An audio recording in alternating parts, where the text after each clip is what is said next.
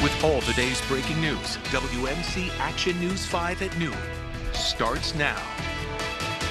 New at noon, one person has died after a crop duster came crashing down in eastern Arkansas. We're going to have live updates from the scene just ahead.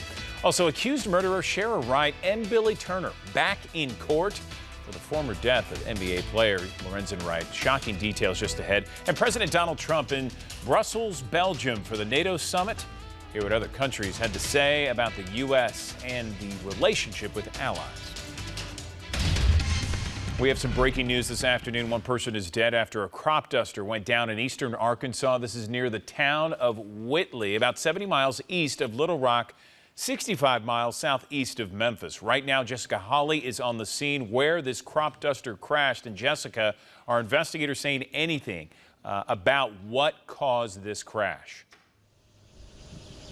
Andrew, we know that the NTSB has taken the lead on this investigation into this fatal plane crash, which happened around 7 o'clock this morning. One person, the only person on that plane, has died. If I take a step out of the way here, you can actually see that the Monroe County Sheriff is blocking the entrance to the wreckage, which is about a couple hundred feet down the road there. That has now been developed as a result of this investigation. That wreckage is intertwined into the trees that you see there. This is a look at the crash while investigators out of Little Rock from the FAA were combing through the area taking pictures. The cause of the crash remains under investigation. When we arrived this morning, family members were just leaving the crash site. They did not want to identify the pilot just yet, but said he was a father to a 15-year-old girl, and they really called him a good man. Investigators have since left this area, but as you can see, it is being secured here by the Monroe County Sheriff, who is parked there behind me. We're going to continue to follow this developing story this afternoon. Reporting live, Jessica Holly, WMC Action News 5. Okay, Jessica, new at noon. Shocking new details in the Lorenzen Wright murder case. Co-defendants Shari Wright and Billy Ray Turner appeared in court earlier this morning, where we learned that Wright's lawyers, Blake Ballin and Steve Faris Jr., will no longer be representing her. The lawyers asked to withdraw, citing a deteriorating relationship. Listen. The relationship between us and the client had deteriorated to a point where we couldn't effectively represent her, and we owed an ethical duty to her to file a motion to withdraw. Well, Judge Lee Coffey appointed Wright a new attorney. Junie Ganglui, Ariana Poindexter, was in the courtroom as this all came out. You'll have more from all sides tonight on WMC Action News 5 at 5 and 6. Developing now, the TBI now involved in a homicide investigation after a man was found shot and killed in Covington this morning. The body found here at Hill Avenue in Covington. Investigators haven't released many details. We have Jerica Phillips working to gather more information for us. She will bring an update tonight at 6 o'clock to you. Well, there is that heat wave creeping back here in the Mid-South. We're under a heat advisory right now. Meteorologist Nick Gunter is live in the First Alert Weather Center to explain how hot it is. Good afternoon, Nick. Yeah, good afternoon, Andrew. You're right. We do have that heat advisory active for Memphis and Shelby County. This does include DeSoto County, Crittenden County, and pretty much all the counties in West Tennessee, Mississippi, about along the Mississippi River and to the west of that. So we are going to get very hot. This will last until 8 o'clock tonight. We're already sitting at 92. That's the current air temperature here in Memphis. Most locations in the upper 80s to low 90s. But when you factor in these dew points that are in the 70s, that's that humid factor that you will feel when you step outside. It's already feeling like 102 outside in Memphis, 101 in Wynn, 101 in Blytheville, and 94 in Tunica. Just think, this is noon. We still have several more hours of heating to go before we get to that hottest part of our day. That'll come in around 2, 3, 4 o'clock this afternoon. Now, First Alert Doppler 5, I was seeing a few showers starting to pick up in northern Mississippi, but right now most of that is outside the WMC Action News 5 coverage area. We could see a few showers out there later on today, but really the heat is what we are most worried about. Around 3 o'clock, we're going to feel like 101 in Memphis, 104 in Covington, 104 in Wynn, Arkansas. And then as we head towards 6 o'clock tonight, still feeling like the hundreds out there. 106 in Mark Tree, 104 in Blytheville, 102 in Covington. So if you can limit that time outside, it'd be a good idea to do that. We'll track how hot it'll stay through the rest of your weekend for the weekend coming up in your First Alert forecast in just minutes. Okay, Nick, President Donald Trump has arrived at NATO headquarters in Brussels for the first of 2 days of summit talks with allies. Mr. Trump is pressing his counterparts to increase their spending on defense, also to meet their commitments on the Mutual Defense Pact. Kristen Welker reports from Brussels. President Trump kicking off this NATO summit by taking some of his closest allies to task during a breakfast with the NATO Secretary General and taking particular aim at Germany for, as he says, failing to pay its fair share in defense spending and also for striking a deal with Russia. Now, German Chancellor Angela Merkel pushing back at that criticism during a Q&A with reporters, essentially saying that Germany acts independently and also saying she's prepared to have controversial conversations. The two leaders did sit down for a meeting here at NATO. No fireworks during that meeting. Still, the president's public rebuke of the German chancellor was striking. These summits are typically about the optics and about the tone, and so far President Trump has been quite confrontational on both fronts, and it comes against an already tense backdrop. President Trump for months has been openly feuding with allies here over trade and a range of other issues, and it comes just days before this critical face-to-face with Russia's President Vladimir Putin. All eyes on that summit. And there are deep concerns that the president isn't being tough enough against Putin. Senior administration officials insist the president is prepared to raise difficult and thorny issues with Putin. But publicly, President Trump has taken a much softer tone before leaving for this summit here in Brussels. President Trump saying that his meeting with Putin could be the easiest that he'll have all week long. So a lot of focus there, a lot of concern that if these meetings don't go well, that could weaken these alliances and strengthen Putin's hand heading into that critical face-to-face next week. Kristen Welker, reporting from Brussels. Back to you. Candidates in Tennessee's competitive U.S. Senate race are weighing in on the president's choice for U.S. Supreme Court. Republican Congresswoman and candidate Marsha Blackburn is backing Brett Kavanaugh, and Democrat candidate former Governor Phil Bredesen is holding judgment until after confirmation hearings. Congresswoman Blackburn says Kavanaugh will make a fine justice, while Bredesen said he deserves a fair and timely confirmation process. Authorities in Florida have made a second arrest in the June shooting of emerging rap star XXXTentacion. The Broward County Sheriff's Office says 22-year-old Michael Boatwright is now facing first-degree murder charges in the killing. Investigators say he was initially arrested last week on an unrelated drug charge. Also charged in the killing outside of Deerfield Beach motorcycle shop where that happened is 22-year-old Dedrick Williams. Investigators say a robbery was the motive in the killing of the 20-year-old rapper whose real name is Jazé Onfroy. Well, Tennessee authorities say E. coli caused the sickness that affected more than 500 people at a zip line attraction in East Tennessee. A spokesperson for the East Tennessee Regional Health Department reports that well water samples from Climeworks zipline canopy tour in Gatlinburg are being tested for more information on the E. coli bacteria. In fact, the health department says those who visited Climeworks between mid-June and early July could be affected here. Climeworks has cooperated with the health department. They are offering refunds to those who were sickened. A Thai health leader says that youth soccer team rescued from a flooded cave lost weight during the 2-week ordeal, but are in good health this afternoon. Bill Neely reports from Thailand. Celebration here and jubilation at a rescue that defied the odds. But it so nearly went wrong. Just after the last boy was taken out, the main water pump failed. Flooding the cave so quickly, divers screamed and sprinted for the exit.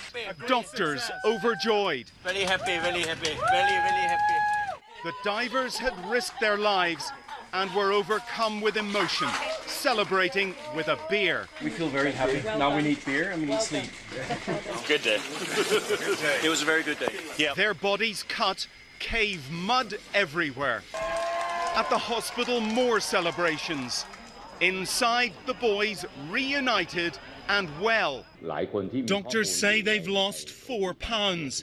And this morning, parents were reunited with 4 of the boys, allowed in the same room for the first time. It took 8 days from discovery to freedom. 13. Brilliant.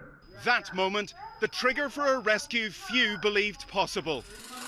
Drilling and digging, wading and battling. They had luck, the rains held off. They had loss, one Thai diver losing his life. The boys drank water from cave walls. They were weak in body but strong in spirit, and so brave, diving for hours to escape. A heroic end to a story that has inspired the world. Well, the rescue operation here is now winding up. You can see the police and the last rescuers leaving the cave complex site. Doctors say the boys are all well, happy and glad to be out. A couple have pneumonia, but it's nothing to worry about.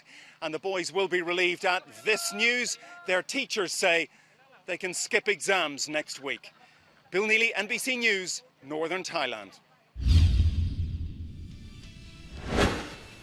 Bold robbers in broad daylight rob an Apple store. What they got away with, we'll show you.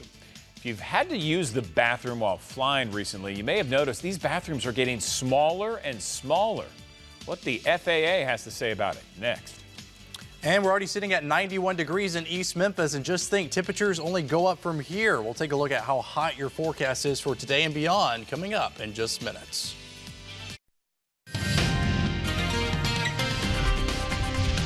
Welcome back into WMC Action News 5 at noon. I'm meteorologist Nick Gunter. We have a hot forecast for us today across the Mid-South. We're looking at highs near 94, but when you factor in the humidity, it's going to feel like 104 plus outside. Let's check out the temperatures across Shelby County right now. See at 91 in Frazier, Whitehaven, you're at 92. Arlington, though, is at 89. So is Collierville. 91 to our friends in Germantown. North Mississippi, we're seeing 89 Hernando and Olive Branch, 92 Covington, 92 Blytheville, and 90 in Tunica. But just think, this is the air temperature. We have several more hours of warming to go, but the heat index values are already in the triple digits. 102 is what it feels like out the door in Memphis, 100 in Helena, right on the cusp of 100 in Marks, and 101 in Brownsville. So that's why caution is urged if you're going to go outside. We do have a heat advisory that'll last until 8 o'clock tonight. This does include Memphis, Shelby County, DeSoto County, Crittenden County, and all of our eastern Arkansas counties and the counties in West Tennessee, portions of North Mississippi that are along the Mississippi River. That means heat index values will feel like 104 or higher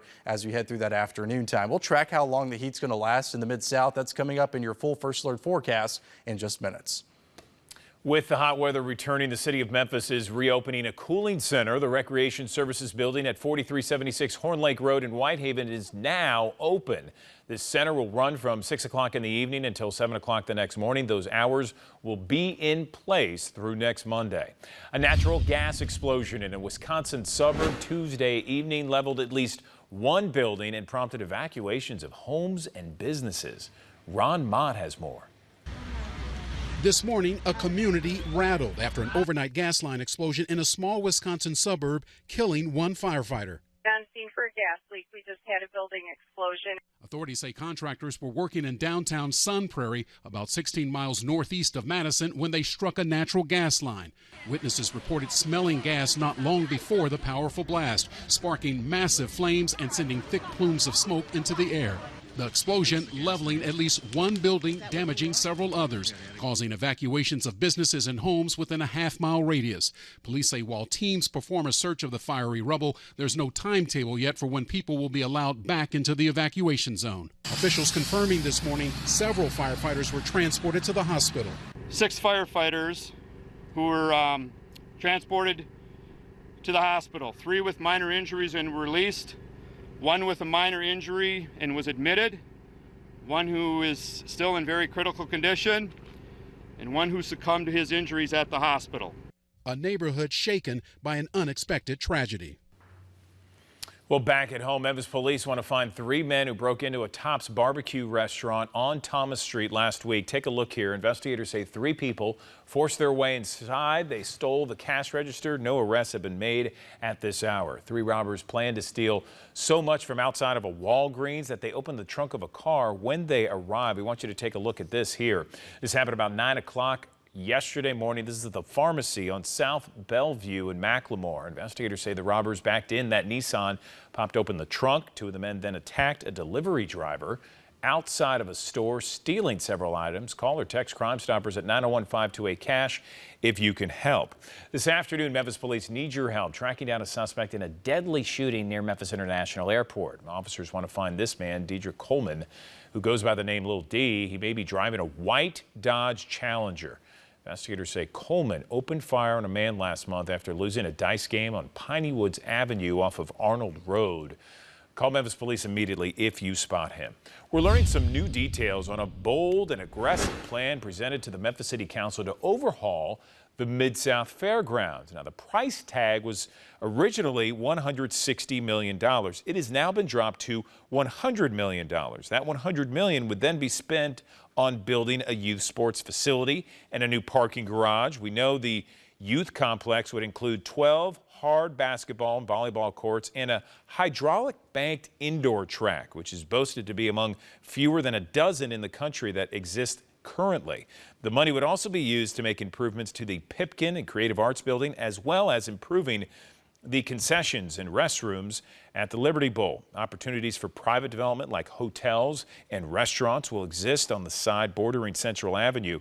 City of Memphis estimates that the youth sports complex alone would have a $1 billion economic impact on the Memphis economy in the first 30 years. A final vote on this project could come as early as July 24th. 200 more surveillance cameras are going up all across the city of Memphis. The Memphis City Council approved a resolution to spend $1.5 million to put 200 cameras in public places across the city's 7 districts, places like community centers, parks, pools, that sort of thing. We've also learned that more local neighborhoods are willing to pony up the cash to get sky cops, and there's even newer technology the Memphis Police Director says people should be thinking about buying. Here's WMC Action News 5's Kelly Cook. We had a rash of burglaries and crimes. Will Henderson has lived in the Gaslight Square neighborhood for about 50 years. But 2 years ago, he was a victim of a crime. Someone broke into his home. Found him inside in the closet. An alert neighbor called the police before the suspect could escape. But if there's ever a next time, technology might catch the crook or deter them altogether. And that sky camera will cover the 2 entries into the neighborhood, which is Westmore and Meadow Hill. Henderson says they raised $2,500 to match a grant from the Memphis-Shelby County Law Enforcement Foundation to purchase the camera. But Tuesday, Memphis Police Director Mike Rawlings says it's time to look at adding other crime-fighting tools. Instead of just the Sentinel camera program, there's gunshot recognition technology that we're currently testing and have deployed in some areas of the city.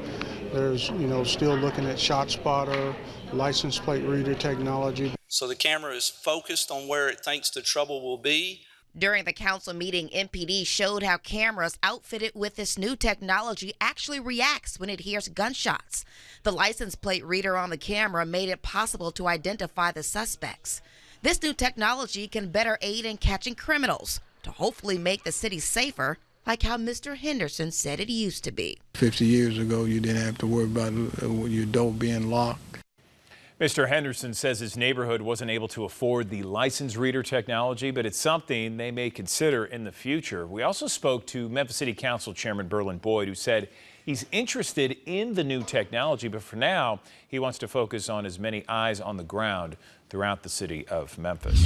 Developing now, the federal government is awarding grants totaling $4.7 million to help homeless veterans find jobs. Rather, that's $47 million. So recipients in Tennessee were awarded almost $1 million. Those grants are awarded to state and local workforce investment boards. They're also awarded to local public agencies and nonprofit organizations.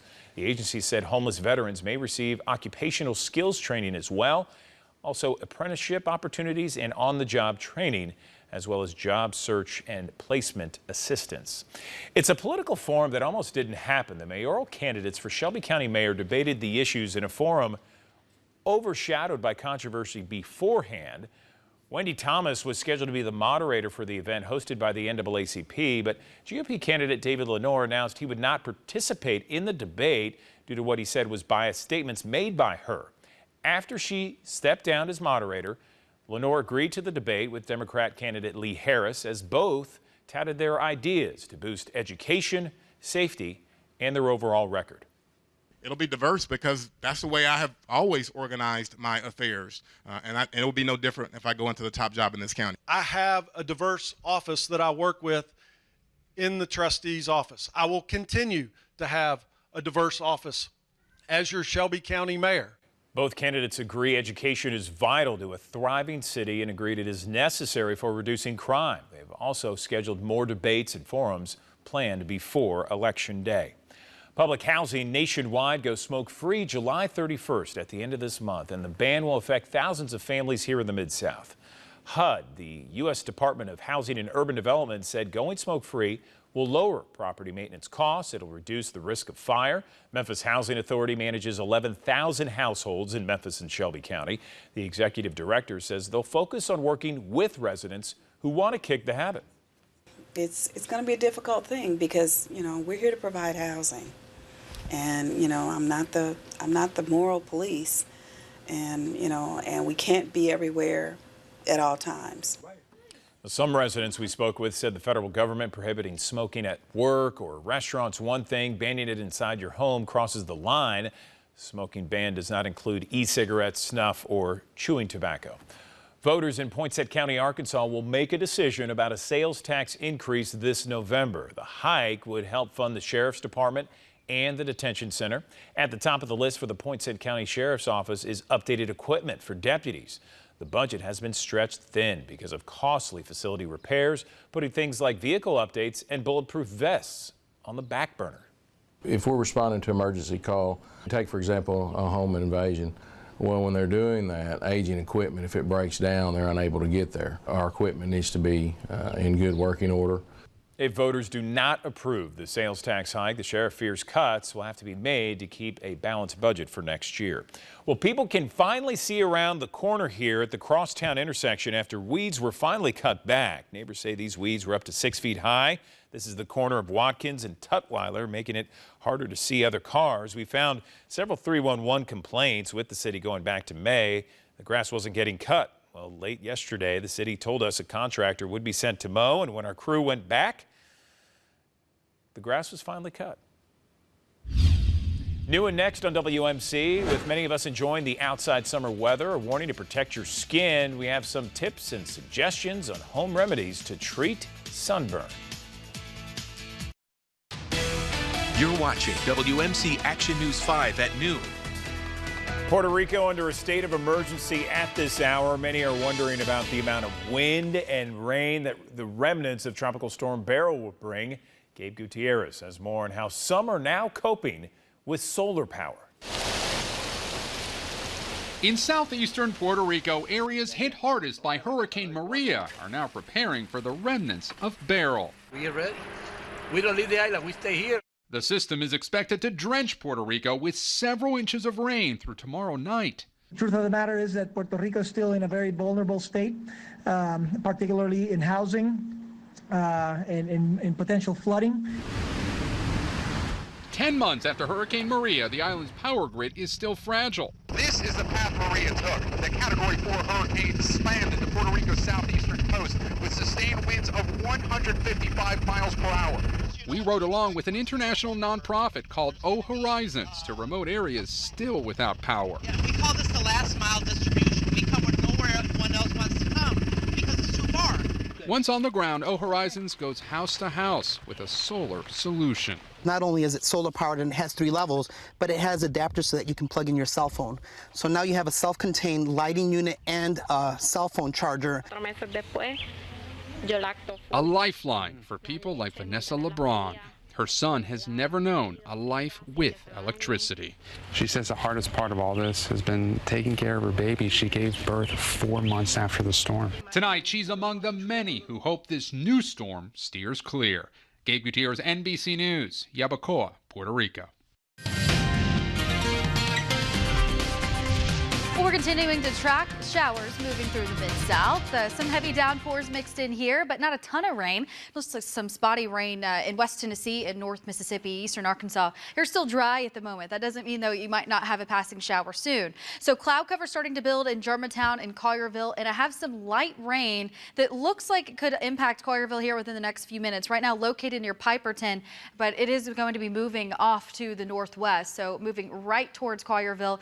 This would be maybe a few sprinkles sprinkles hitting our windshield, but nothing more than that. However, our friends off to the east in Hardeman County dealing with some heavier rain. Bolivar, some downpours here for you, and also eastern portions of Hardeman County near the McNairy County line, right there near Hornsby is where most of this rain has been located. And as it's been moving off to the northwest, it's kind of been fizzling out, but I think it might hold together for long enough to bring some rain into tune within the next 10 minutes. This motion here of this rain moving off to the northwest, kind of flowing for the same area through Hornsby, crossing over I-40 and moving through Brownsville, right now just north of Brownsville, and then we still have some showers located just north of Dyersburg here. That chance for scattered showers and thunderstorms sticking with us, but temperatures will actually start dropping as we get more cloud cover moving in. We're at 86 degrees right now in Memphis, 85 in Forest City, 84 in Oxford. We should top out right around 89 degrees before everything is said and done. I think we'll squeeze out just enough sunshine here to bring us up to the upper 80s. 30% chance of that rain through 5 o'clock, and then once we get to 7 o'clock, rain chances will start dropping down again. I'll show you Futurecast. We'll talk a lot more about rain chances for today and tomorrow coming up. New details out of Houston, Texas this afternoon, where a 2-year-old boy died after accidentally shooting himself. Investigators say the child discovered the gun, which he thought belonged to his dad, then shot himself. The boy was taken to the hospital where doctors were not able to save his life. People who knew the family, including the father's best friend, are heartbroken. I got a son, so just for me to lose mine, it'll kill me. And, I just hate to see him going through this. It's a very sad time. Family members and neighbors say the father was a great hands-on dad. Police say the shooting is under investigation. No charges have been filed at this time. The families of 2 girls killed in a house fire caused by a hoverboard are suing the distributor for hundreds of thousands of dollars. This lawsuit, filed last month, comes a little more than a year after the fire sparked by a lazy boy killed 2-year-old Ashante Hughes and 10-year-old Savannah Dominic at their home in Pennsylvania in March 2017. The lawsuit claims that the importers and distributors of the hoverboard were negligent for continuing to market the device even though it posed a risk of overheating and igniting.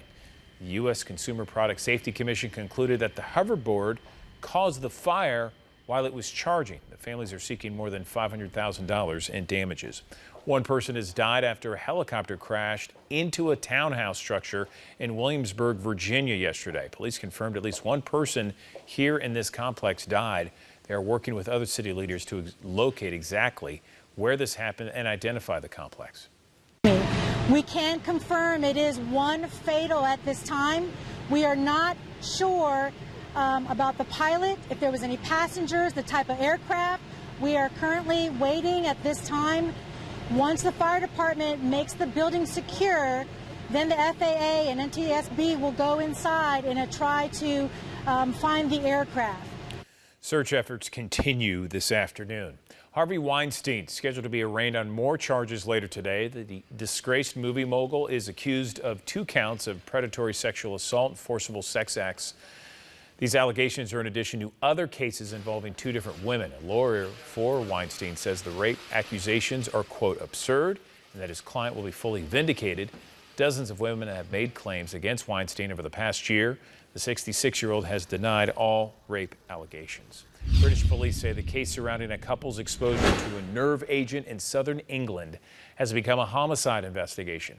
London police say 44-year-old Dawn Sturgis has died more than a week after she and 45-year-old Charlie Rowley were exposed to that same nerve agent used to poison a former Russian spy and his daughter earlier this year. Kelly Kobiea reports from London. This morning, London's Metropolitan Police are calling this a murder investigation. Police confirmed 44-year-old British national Dawn Sturgis died on Sunday, 8 days after she and her friend Charlie Rowley were exposed to Novichok, a military-grade nerve agent.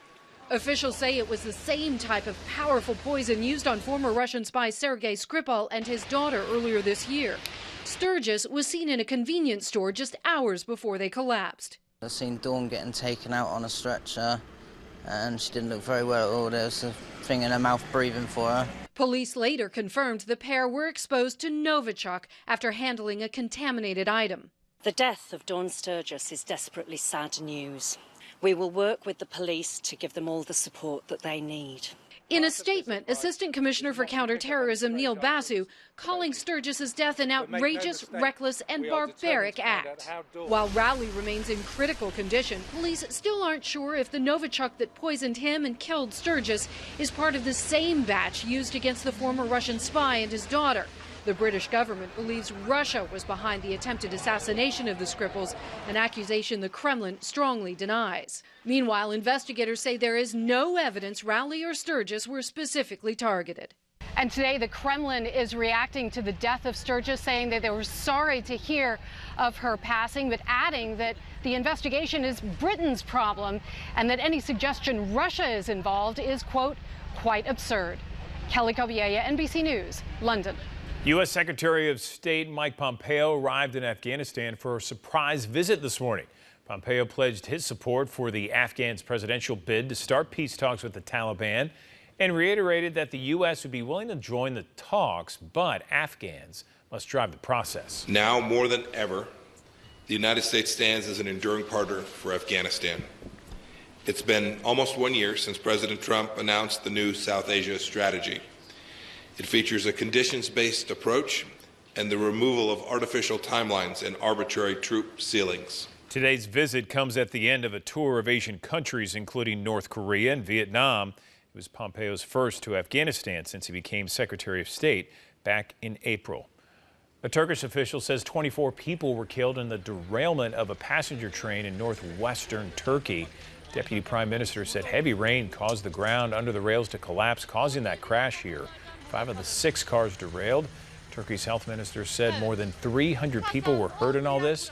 Judicial and administrative investigations have been launched in that country. Unrest in Haiti today following 2 days of violent protests. They began over the government's attempt to raise fuel prices. Haiti's police chief ordered officers to crack down on what he called bandits who disturbed the peace and security of the country. Several bodies were scattered in the streets. The cause of their deaths unclear. In the wake of the protest, the government scrapped plans to raise fuel prices. With the situation so chaotic, the U.S. Embassy in Haiti warned U.S. citizens to shelter in place. Dozens of teenagers from Alabama are on a mission trip in Haiti right now. They are stranded as riots over fuel prices erupt. Government has rescinded the hike, but the riots are still ongoing. The group from Trussville, Alabama was supposed to return home over the weekend. The protests have caused the government to shut down that airport. Again, the U.S. Embassy warning Americans to stay in place until further notice. Church leaders say the youth group is not in any danger at this time. They're doing really well. They've been in a compound all week, and so they are very safe, very secure. The church is working overtime to get the teens out of harm's way and out of Haiti as soon as possible before the situation worsens. Looking ahead, a memorial dedication ceremony will be held this Saturday to honor 16 military members who died in this plane crash. This happened July 10th of last year. They were killed when their KC-130T aircraft crashed in LaFleur County, Mississippi. That's about 2 hours away from Memphis. The ceremony will begin at 10 o'clock Saturday morning at the H.G. Carpenter Auditorium. That's on campus at Mississippi Valley State University. New and next on WMC, ticks and fleas, a major issue in the summer months. We'll tell you how to protect yourself, your kids, and your pets next. With all today's breaking news, WMC Action News 5 at noon starts now. Now at noon, a possible building boom in downtown Memphis. How new investments will help build up the area. Overseas, deadly fires sweeping across near the capital of Athens, Greece, now declaring a national day of mourning. And First Lady Melania Trump making her way to Nashville. What the First Lady has in store for the volunteer state. Good afternoon, everyone. I'm Andrew Douglas. It's Tuesday, July 24th. I'm Kim Clark. The latest news is on the way. First, let's check in with meteorologist Spencer Denton, who is in the First Alert Weather Center, sharing information about another beautiful day with low humidity. Huh, Spencer? That's right. It felt so good out there this morning and really hardly any cloud cover in the sky. This is looking toward down downtown Memphis, and this really doesn't even look like a summer day. Hardly any haze in the air as well. Just a few fair weather clouds right now. Let's show you the view in Oxford, and you can see that we have a partly cloudy sky there. Pretty good breeze still out of the north and northeast. Temperatures running in the low 80s from Oxford to Corinth. Olive Branch now up to 85. We're up to 85 here in Memphis as well. Nothing to show you on First Alert Doppler 5. All quiet there. Running a few degrees warmer than this time yesterday, though. So it's around 85 here in the Bluff City right now, already up to 86 in Dyersburg. So temperatures are going to get a little closer to the upper 80s to near 90 by the afternoon. In fact, as we go through the rest of the day, those temperatures will hold primarily in the upper 80s. We'll talk about those 90s returning and an update on our rain chances heading into the weekend in my First Alert forecast. Well, it's a project that will transform a historic part of downtown, the area around Beale Street and the riverfront. It's pretty exciting, too. WMC Action News 5's Brandon Richards shows us the work that's expected to start soon. Well, the One Beale project has been in the works for years, but today it took a giant step forward. The Carlyle Corporation announced it has new partners for the project. Hyatt Hotels Corporation announced that it plans to develop a Hyatt-centric hotel. This is the type of hotel you see in cities like Tokyo, Miami, San Francisco, and New Orleans, and pretty soon Memphis. Now, the project includes 227 rooms along with 15,000 square feet of conference and meeting space. The other partner, Highwoods Properties, says it's seeking to develop 200,000 to 400,000 square feet of office space. Right now, it's working with the Memphis Chamber of Commerce and Carlyle to secure an anchor tenant. Now, as I said, the Bill 1 project has been a passion for the Carlyle family for years. There were always challenges that we just couldn't quite overcome, whether it was the timing, the economy. Now, during phase 1 of the construction, it's estimated that about 1,400 full-time jobs will be created. And once the project's complete, One Bill will create about 420 full-time jobs, generating more than $11 million in local wages. Now, general contractors for the project are expected to be announced by the end of this year, with construction starting at the beginning of 2019. Reporting in downtown, Brandon Richard, WMC Action News 5. Overseas now, new at noon, Greece has declared 3 days of national mourning for dozens of people killed by wildfires. Those fires swept through seaside areas near Athens. NBC's Keir Simmons reports. Raging infernos sweeping across Greece, flames tearing into hillsides, ripping across coastal communities. While a state of emergency has been declared in parts of the capital city of Athens, dozens of people have died, 26 in one villa alone, with over 100 injured since the first major blaze broke out on Sunday, as many as 100 homes destroyed. This man says the fire began from the mountain peak. When I spotted the fire, the wind was blowing. Just in 10 minutes, the fire swept all over the place. Armies of firefighters from across the country are now battling multiple wildfires that officials say are the worst to hit Greece in over a decade. Greece's Prime Minister, Alexis Tsipras, under pressure. We're doing everything humanly possible to try and tackle these fires. What concerns us is that there are fires occurring simultaneously. Evacuation orders caused major traffic jams as residents and tourists fled the flames. The Greek Coast Guard deploying boats to rescue nearly 100 people trapped on a beach by one raging fire. We went into the sea, this man says, because the flames were chasing us all the way to the water. It burned our backs and we dived into the water. I said, my God, we must run to save ourselves. Officials say an extremely dry winter and warm summer created tinderbox conditions. Greek officials reaching out to other countries in Europe, including Italy, Germany and France, which are now assisting with support from the air and on the ground. But with temperatures set to soar again, there is now a desperate race to get the deadly fires under control. The Greek Prime Minister has declared 3 days of mourning. I certainly have never heard of anything like this. One survivor who was on that beach says he grabbed a beach towel, soaked it, and used it to protect his wife and him. He thinks that quick thinking saved their lives. Back to you. Toronto now, names starting to emerge as investigators make progress in the shooting rampage that killed 2 and injured 13 others in Toronto's popular Greektown district Sunday night. Detectives say 29-year-old Faisal Hussein shot 15 people before exchanging fire with police. He was later found dead. The family of Hussein says he suffered from severe mental health problems.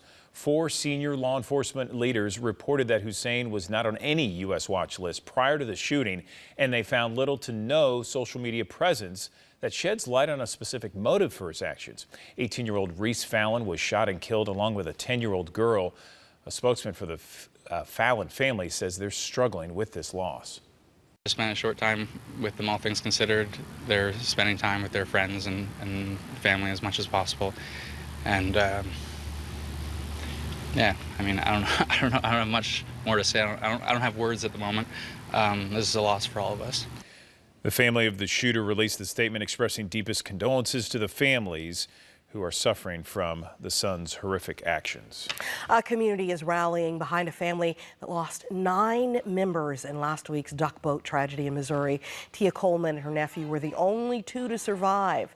A prayer vigil was held last night at their Indianapolis church. 17 people were killed, and officials are scrutinizing whether the boat service violated Coast Guard issued limitations by venturing into the water as thunderstorms threaten that region. But right now, Coleman and her family are focused on healing. That's what people can do for us. They can keep us in their prayer, because without prayer and without God, we would fail. So we need for the community, more than anything, we need for them to continue to pray. Meanwhile, the memorial arrangements for 2 Mid-Southerners killed in that tragedy have been set. Services for Lance and Steve Smith will be held tomorrow at Mississippi County Memorial Gardens in Osceola, Arkansas. Caught on camera, Memphis police searching for the person they say robbed at a car wash in our area. Officers say a man approached a victim at Zips Car Wash on Raleigh-LaGrange with a gun. Investigators say the gunman took cash from the car wash ATM. No arrests have been made at this point. Investigators need your help identifying this man shown in the surveillance video. Police said he walked into the Mapco Express on Macon Road armed with a handgun and demanded money from the cashier. If you have any information on either incident, call Crime Stoppers at 901-528-CASH. Memphis police arrested a man who they said robbed a woman at gunpoint in the heart of Cooper Young. Police charged Earl Jones with aggravated robbery. The victim said she was leaving Young Avenue Deli Sunday night when a man got out of a car, pulled a gun, and stole her purse. Police used her Find My iPhone app and tracked Jones to a gas station on Chelsea Avenue. Well, First Lady Melania Trump is expected to arrive in Nashville today to visit Vanderbilt Children's Hospital. Her visit is part of her Be Best campaign. It is an initiative focusing on the major issues children face today. At the hospital, First Lady Melania Trump will participate in a roundtable discussion about neonatal abstinence syndrome. That's a disease in newborn infants when their mothers take drugs like heroin, codeine, oxycodone while they are pregnant. She will also tour Vanderbilt's neonatal intensive care unit and meet with parents. Meantime, the First Lady's husband, President Trump, is considering whether to revoke security clearance for 6 former top intelligence officials who criticized him. If the president moves forward on this, it would be the first time it's ever been done. Tracy Potts is on Capitol Hill to explain why. Say this about the president, this is nothing short of treasonous, and you could lose the right to know America's most guarded secrets. They've politicized and in some cases monetized their public service and security clearances. The White House confirms President Trump is considering whether to yank security clearances for these 6 Obama officials, former heads of the CIA, FBI, intelligence, and national security. I think anyone who's calling basically the president treasonous, which would require the death penalty, is someone that is over the top. Democrats disagree. It's all a deflection. It's all a deflection. They don't want to talk about what went on with the meeting between Trump and Putin. Critics call it political retribution. This boils down to one simple thing. The president is pissed because these folks are out there talking smack about what he's doing at the White House. Former Director of National Intelligence James Clapper says losing his clearance won't affect him at all. I think this is just a very, very petty thing to do. 2 of the 6 already lost clearances when they were fired. The White House has not given a timeline, any sense of when President Trump might make that decision. Tracy Potts, NBC News, Washington. One contractor in Memphis demanding Shelby County suspend the Minority and Women Business Enterprise Program. Find out why after the break. Kick your feet up, make some money. Easier said than done, right? There are a few ways to do so. Something called passive income. We'll explain after the break. And we had a nice start this morning. Your first alert to returning rain chances and muggy conditions after the break. Stay with us.